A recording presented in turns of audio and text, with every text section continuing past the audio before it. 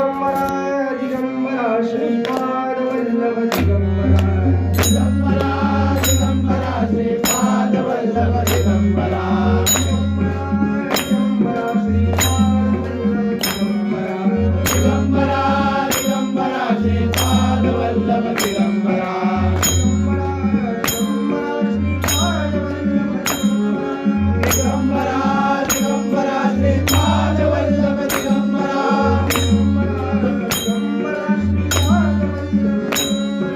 दिगंबरा दिगंबरा श्रीपाद वल्लभ दिगंबरा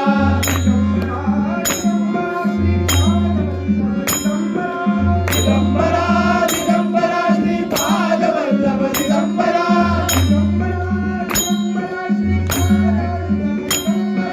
दिगंबरा दिगंबरा श्रीपाद वल्लभ दिगंबरा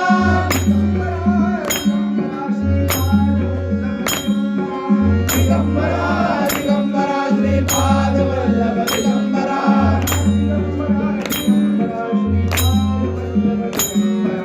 दिगंबरा दिगंबरा श्रीपाद वल्लभ दिगंबरा दिगंबरा दिगंबरा श्रीपाद वल्लभ दिगंबरा दिगंबरा दिगंबरा श्रीपाद वल्लभ दिगंबरा दिगंबरा दिगंबरा श्रीपाद वल्लभ दिगंबरा दिगंबरा दिगंबरा श्रीपाद वल्लभ दिगंबरा दिगंबरा दिगंबरा श्रीपाद वल्लभ दिगंबरा दिगंबरा दिगंबरा श्रीपाद वल्लभ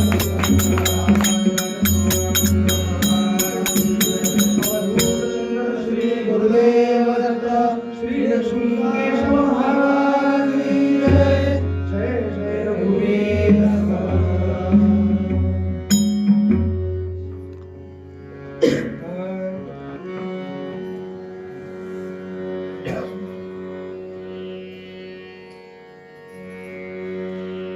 एकदा झालं असं, दक्षे विचारले मुद्गला प्रत गुरुवेचे चरित्र अति अद्भुत सांगा आनंददायक ते मज तेणे चित्ता समाधान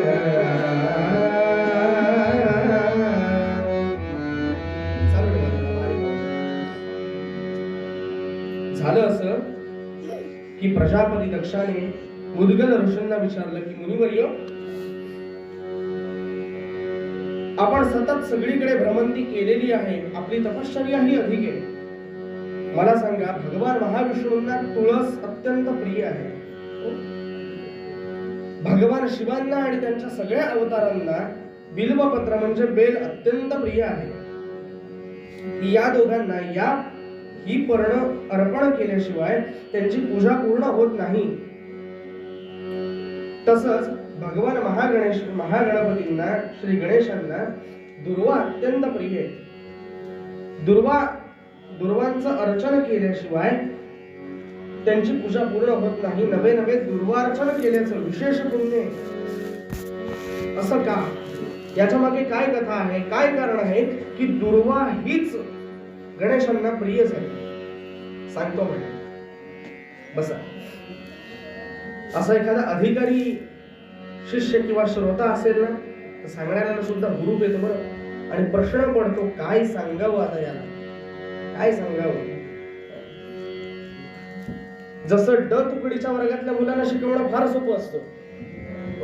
आमचे कुबेर बुवा विनोदाने सांगतात आपल्या गमतीनं, ड तुकडीचे विद्यार्थी असतात ना, ते म्हणे गणपतीचा असं गिरगून आलेले नसतात पहिल्यापासून, मग गाढवाचा असं गिरगून आलेले असतात.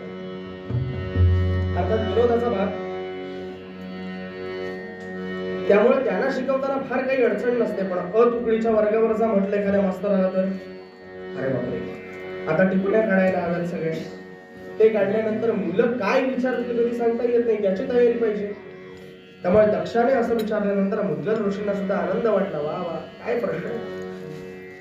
आणि मुद्गल ऋषींनी सांगायला सुरुवात केली, बाबा रे ब्रह्मदेवे हो ब्रह्मदेवे रचियली सृष्टी घोर ब्रह्मदेवे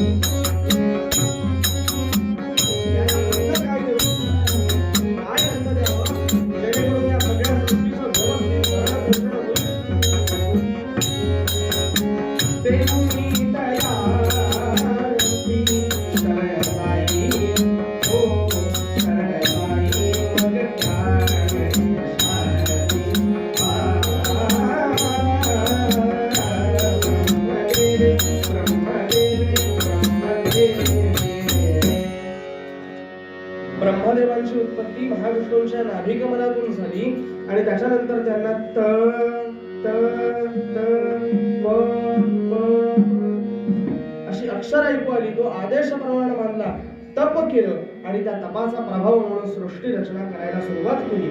सृष्टीची रचना सुद्धा झाली. पण आता मुख्य प्रश्न पडला, यांना खायला काय द्यायचं? पुढचं त्यांचं आयुष्य कसं काय व्यवस्थित होणार?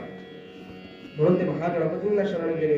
मंगलमूर्ती विघ्नहरा, काहीतरी करा. मी एवढ्या अडचणीत सापडलोय आणि तुमचं स्मरण कधी करावं? संकट समयी करावं. आलोय तुमच्याकडे, आता काहीतरी मला उपाय सांग. गणेशांनी सांगावं, बाबारा असं करा, तुम्ही परत तपश्चर्या करा. परत तपश्चर्या करा. त्याने काय होईल? पुन्हा तुम्ही तपश्चर्या केली की त्या तपाच्या प्रभावामुळे तुमच्याकडे एक देवी येईल. ती देवी स्वतः माता पार्वतींचंच रूप असेल आणि ती तुम्हाला या कार्यात मदत करू शकेल. पुन्हा तप केलं आणि या तपाच्या प्रभावामुळे देवी पार्वतींचा अंश असलेली एक देवी ब्रह्मदेवांजवळ प्रकट झाली. आणि ब्रह्माला मुनी म्हणे येऊ कैसी तुम्हासी शरण. काय करू तुमच्यासाठी? तदा विरिंशी बोले देवुनी अन्ना करी आता भरण. बाकी काही करू नकोस. मग ही सृष्टी रचना मी केलेली आहे, माझं काम मी चोख पार पाडलेलं आहे. आता या सगळ्यांना अन्न पुरवण्याची जबाबदारी तुझी. चालेल? आणि देवीनं अन्न पुरवठा करायला सुरुवात केली. पाकखाना हेड ऑफ द डिपार्टमेंट. एकदा शिक्का मिळाला, कामाला सुरुवात. 100 दिवसांमध्ये कुंडली केवळ ज्याला कळला त्यालाच कळला. सांगण्याचा मुद्दा असा, लवकरात लवकर कामाला सुरुवात केली. सगळ्या सृष्टीचं उदरभरण व्हायला लागलं. सगळी सृष्टी आनंदून गेली. पण आता एक घोळ झाला. काय झालं? ठाकूर देसाई बुवानं 10-15 वर्ष कीर्तन केलं, 20 वर्ष कीर्तन केलं की बुवाला आतून वाटायला सुरुवात होते, माझ्यासारखे कीर्तन कोणीही करतच नाही. मी 4 दिवस एखादी गोष्ट केली की कसं?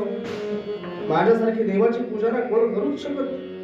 समर्थांचं मोठेपण यासाठी आहे, समर्थांनी त्यांच्या सगळ्या शिष्यांना सगळी कामं शिकवली. तू हे 15 दिवस काय करायचं? पूजा करायची. बर, पुढच्या 15 दिवसांनी 15 दिवसांनी कीर्तनाच्या मागे टाळ घेऊन भरायचं. बरं ठीक आहे. त्याच्यानंतरचे पुढचे 15 दिवस काय करशील? पखवाज वाजव. तुला नाही आला मी शिकवतो, तू पखवाज वाजवायला बस. पुढचे 15 दिवस भिक्षा मागायला जाय. सगळी कामं, 2 हेतू काम पालट करण्यामागे 2 हेतू. 1 सगळी कामं जमली पाहिजे आणि 2 मला माझ्यासारखी भिक्षा कोण मागून आणतो का, माझ्यासारखी पूजा कोण करतो का, हे नको. आणि नेमकं ह्या देवीचं जिचं नाव होतं दुर्वा, या दुर्वेचं हेच झालं. अहंकार वाटला की मी या सृष्टीचं उदरभरण करते, सृष्टीला अन्न मी पुरवते. आणि हा मीपणा वाटला ना, सगळं संपलं, सगळं संपलं.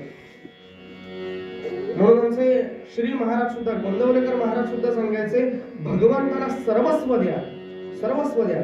एक वेळ सर्व दिलत नाही तरी चालेल, पण तो स्व द्या बस. मला काहीही येत नाही, याच्यातच मला सगळं हे येतं आलं, पण मला सगळं येतं, याच्यात मला काहीही येत नाही हे आलं. त्याच्यामुळे आणि देवांकडे फार मोठी सिस्टीम आहे बरं का. ज्याचं गर्व हरण करायचंय त्याचं लगेच गर्व हरण होतं. कोणालाही गर्व होऊ दे, गर्व हरण ही सिस्टीम लगेच आहे. अहो, जिथे उमा रामा पार्वती सुटल्या नाही तिथे दुर्वा कुठं सुटणार आहे? एक दिवस झालं असं, वैकुंठात हे सगळे देव एकत्र जमले, छान गप्पा वगैरे, विनोद, काव्यशास्त्रावर चर्चा, सगळं सगळं चालू आहे. तुमचं कसं चाललंय, आमचं कसं चाललंय वगैरे. आणि ह्या सगळ्या चर्चेमध्ये पार्वतीला उच्चासन देण्यात आलं आणि हे सगळ्यांनी बघितलं. आणि जेव्हा बघितलं तेव्हा दुर्वा कडायला सुरुवात झाली. मला खाली बसवलं आणि हिला उच्चासनावर बसवलं. आणि या सगळ्यात मुख्य, ज्याला 10 वेळा अधोरेखित करावं असा मुख्य प्रॉब्लेम काय असतो माहितीये का? मला खाली बसवलं ही अडचणच नाही, पण हिला वरती बसवलं. आणि हे जेव्हा लक्षात आलं आणि एकदम भांडायलाच सुटली. हो, अरे ही कसली अन्नपूर्णा? ही काय अन्नपूर्णा आहे? हिला तुम्ही अन्नपूर्णा म्हणता, पण ही अन्नपूर्णा वगैरे काही नाही. सृष्टीला अन्न मी पुरवते, सृष्टीचं उदरभरण मी करते. अरे ही कसली? ही फक्त नावापुरती अन्नपूर्णा, बाकी हिचं कार्य काहीही नाही. एवढं सगळ्या देवांनी फक्त ऐकलं तरी शांत राहिले, शांत होऊ देत. शिशुपालाचे 100 अपराध भरल्याशिवाय शिशुपाल मरत नाही. याच संदर्भाने थोडं सांगतो. जेव्हा महाराष्ट्रात सुद्धा शिशुपालाचे 100 अपराध घडले आणि योग्य वेळ आली, तेव्हा वेळोवेळी महाराष्ट्रात शिशुपाल संपला. जास्त नाही, 2-3 दिवसांपूर्वीच गोष्ट आहे. बरं, संपल्यानंतर सुद्धा काहीतरी कळावं, आपण का संपलोय.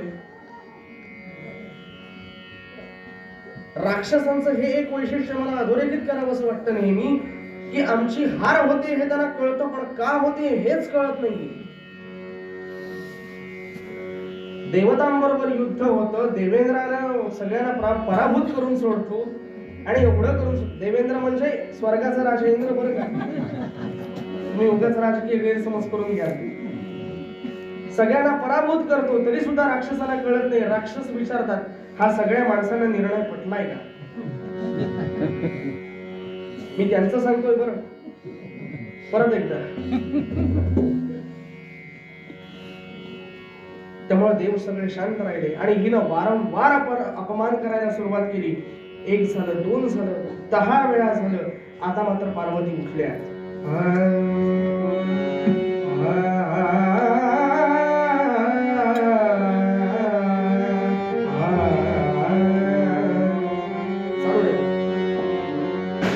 पार्वती मातोश्री उठल्या, डोळ्याचे लालबुंद झाले. फक्त दुर्वेकडे बघितलं. दुर्वे, अगं माझा अंश आहेस ना तू, मद अंश असून क्रोधी अन मानी. अगं माझं रूप असून सुद्धा, मी तुझीच स्वरूप असून सुद्धा तू असं वागतेस. अगं काय कमी होतं तुला? या सृष्टीच्या उदरभरणाची जबाबदारी तुझ्याकडे होती. हे सगळं भाषण रेकॉर्ड करून कोणीतरी मंत्रालयात ऐकवावं गरज आहे.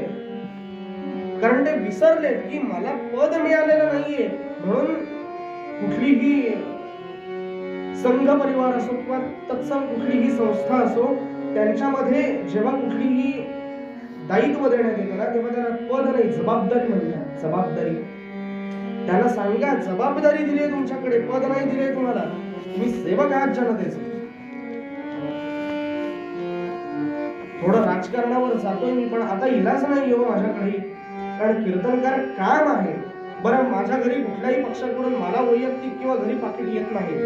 मी कुठल्याही पक्षाचा स्टार प्रचारक नाही. ज्या गोष्टी सत्ताधारी पक्षाच्या वाईट आहेत त्याही आम्ही वाईटच म्हणून सांगतो, आणि ज्या गोष्टी विरोधी पक्षाच्या चांगल्या आहेत त्याही चांगल्याच म्हणून सांगतो.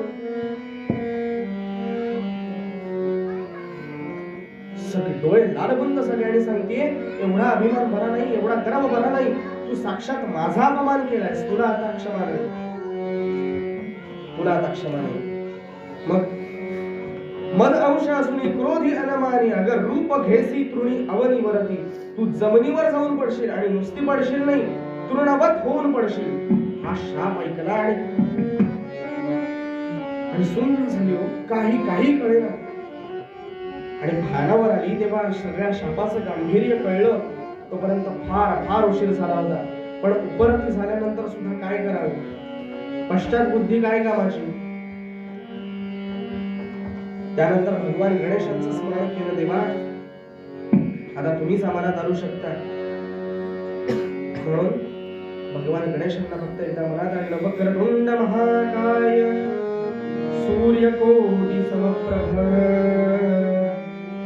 निर्विघ्नं कुरु मे देव सर्वकार्येषु सर्वदा. नमस्कार केला आणि तपश्चर्या करायला बसले. खूप मोठ्या कालावधीमध्ये गेला आणि या तपश्चर्येनंतर भगवान श्री गणेश प्रसन्न झाले. तिनं विनवणी केली, देवा, आईसाहेबांचा शाप मिळाला, मातोश्रींचा शाप मिळालाय म्हणून मी तृणवत होऊन पडले. काहीतरी शाप तर द्या. त्यांनी नाही दिला, निदान तुम्ही तरी द्या. दुर्वे, आई साहेबांमुळे नाही, तू तुझ्या गुणांमुळे खाली आलीस. तुझा अहंकार इथं आडवा आला. पण शेवटी भगवंत म्हणून गेलेत ना, योगक्षेमं वहाम्यहम्. ते परब्रह्म तत्व एकच आहे.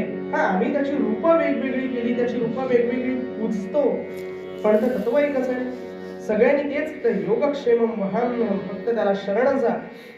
दुर्वा शरण गेली आणि भगवंतांनी म्हणावं, तू मला शरण आलेस तेव्हा तुझ्या शापातून तुझी मुक्तता नाही करू शकत. तो अधिकार माझाही नाही.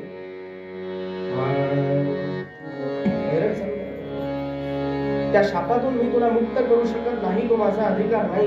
पण एक सांगू शकतो नक्की, काय बरं, जरी तू तृणवत होऊन इथे पडलेली असलीस तरी सुद्धा तू मला आरामदायक होशील, मला हवीशी असशील, आणि माझी पूजा तुझ्याशिवाय कधीही पूर्ण होऊ शकणार नाही. ही सगळी कथा मुद्गल ऋषीने दक्षाला सांगितली. आणि शेवटी सांगितलं, दक्षा, म्हणून आदौ कार्यारंभे मंगलाचरण करूयात. कुठल्याही कार्याची सुरुवात करताना, ही कथा मुद्गल पुराणात येते बघा, कुठल्याही कार्याची सुरुवात करताना किंवा प्रत्येक समयाला महागणपतींचं, भगवान श्री गणेशांचं स्मरण करा. ज्यामुळे ती तृणवत झालेली दुर्वा सुद्धा, ती सुद्धा भगवान गणेशांना प्रिय झाली. तेवढा नाही, पण त्याच्या 1/100 नाम जरी आम्ही घेतलं, तेवढी जरी उपासना आमच्या हातून झाली तरी सुद्धा आमच्या या देहाचं काय सार्थक होईल. दक्ष राजा विचार करा. आणि म्हणूनच मूळ पदात ज्ञानोबा म्हणतात,